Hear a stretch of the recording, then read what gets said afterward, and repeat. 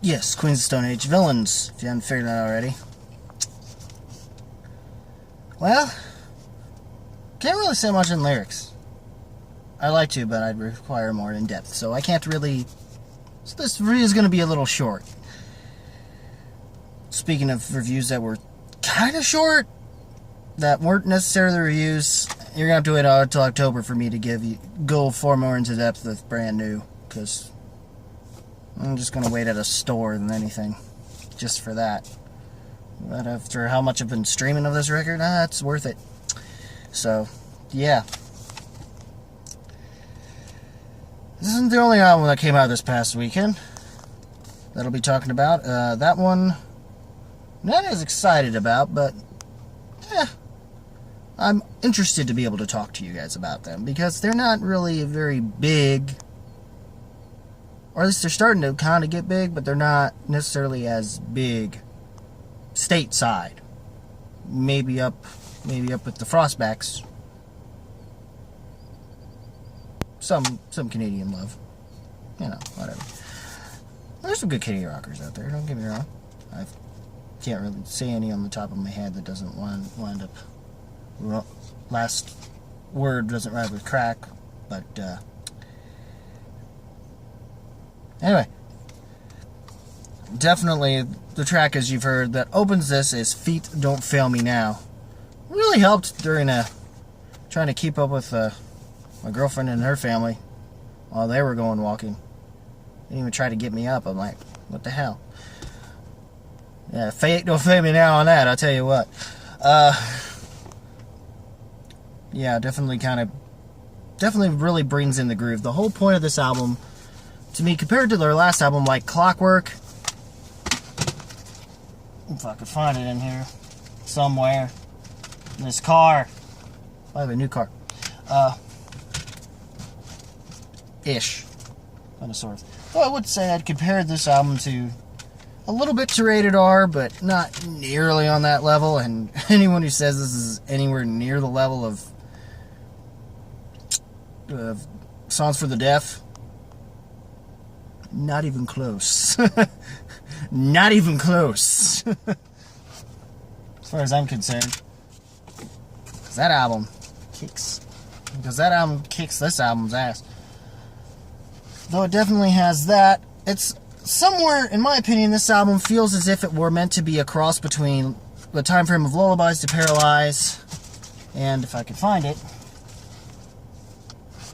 Era Vulgaris, which a lot of people will say is the worst of the albums they've ever done. But yes. Yeah, I had to find it used. I wish I actually gave the band more money, because it'd been worth it for them. But yeah.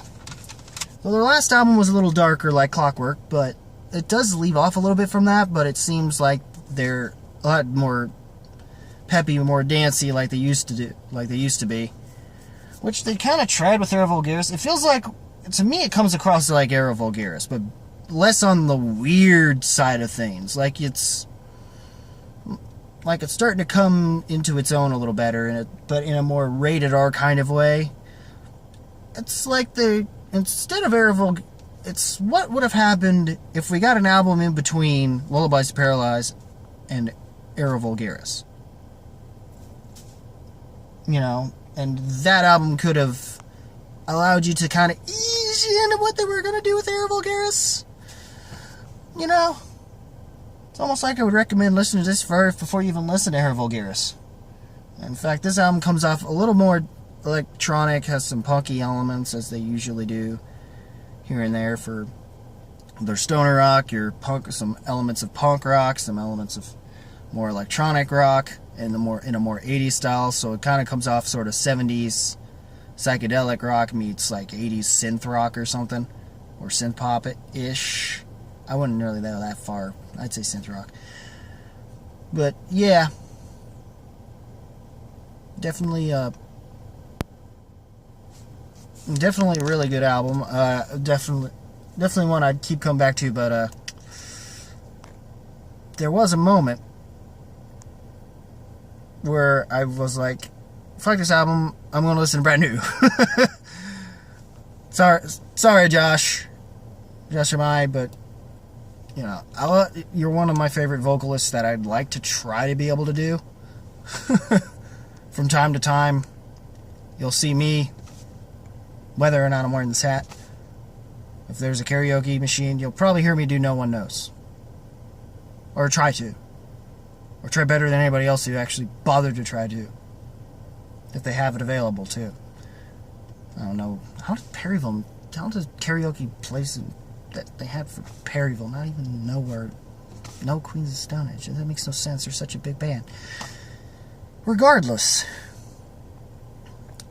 I enjoyed this album. It rocks. It definitely rocks. I was originally just going to say thumbs up, but it definitely rocks, but doesn't...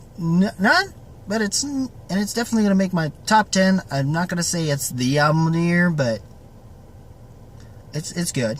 It's definitely worth checking out, especially if you wanted something a little bit more grooving, more to groove to, as opposed to,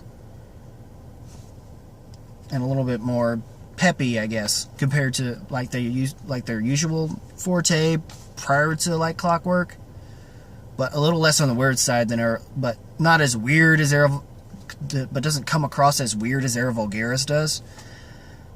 So, yeah, but definitely a lot of people will compare it to their from the Rated R to Lullabies to Paralyze era of things, though I wouldn't necessarily say like I said, it's nowhere near as good. It's not the greatness and masterclass that Songs for the Deaf turned out to be.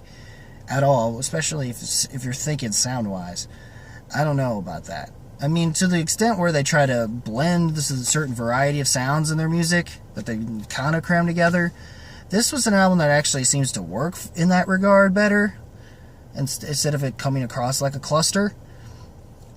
And for the most part, I'd say that I didn't originally like... Where's it at? There it is. Originally, I didn't like the way you used to do, but it's definitely grown on me, and the groove has. I didn't give it much of a fair shake just on the first listen. I kind of ignored it, and I never really bothered to listen to it when it was put on radio. Plus, it was an edited version, actually, so screw that one. So, Animal's not bad. Fortress is, I think, one of those that that is really good. Some people will say Head Like a Haunted House is kind of a off-putting, but I don't see that at all with that track. Unreported Again and Hideaway might be some of my least favorites, I guess, but they're still good tracks. I mean, but the song that really got me interested to want to at least listen to this album has been, of course, this follow-up single, The Evil Has Landed. And that definitely isn't until later in the track listing, but given some of the other tracks that are put in this, and it's only a 9-track album. Figure that, though, but usually it'd be longer than that, but whatever, we'll take what we can get, Josh. We'll take what we can get. And it's nice. It's really nice, and now your buddies, Foo Fighters, need to step up, too, coming in September. Looking forward to that one. But other than that, I mean, it's a fairly good album, I'd say. If you are a huge Queen of Stone Age fan, I would definitely go with more so with their earlier years, particularly back when Nick Oliveri was still in the band. But if I have to say anything of the post-Nick Oliveri years, this, or at least thus far, this is the best since his, since he died since post-autopsy death, how do I put this? What's the words I'm looking for? He died, came back, but I'm trying to remember the went limbo, I guess, on something like that. Obviously, compared to like Clockwork, but I would say since Nick Oliveri, this is honestly probably my favorite of their releases. Past that, but I'm not gonna say it is better than Songs for the Deaf. Anyone who says, who's comparing it to Songs for the Deaf, don't, no. No, maybe Rated R, definitely more so post the 2 albums, which were, of course, Era Vulgaris, Lullabies to Paralyze. Those albums more so or less, like somewhere in between there, and with a Rated R little dash going on in it. And if you liked what those albums had to offer you, here and there, you will like what this album will offer you. And that's about all I have to say. What did you guys think of the new Queen Stone Age album, Villains? Comment below, let me know. Rock that like button with thrust if you must. Also, like and follow my Facebook page. I don't always talk about it as much as I should, but that's just my brain derping on me. So, as always, guys, keep your hand up, keep it real, keep it rocking. And I will see you in the next video. Take care, y'all. Which will hopefully involve a certain particular band that also had an album out this week that will probably be overshadowed by the Queens of Stone Age album. And honestly, I can't say I blame them. More details on that later. Take care, y'all.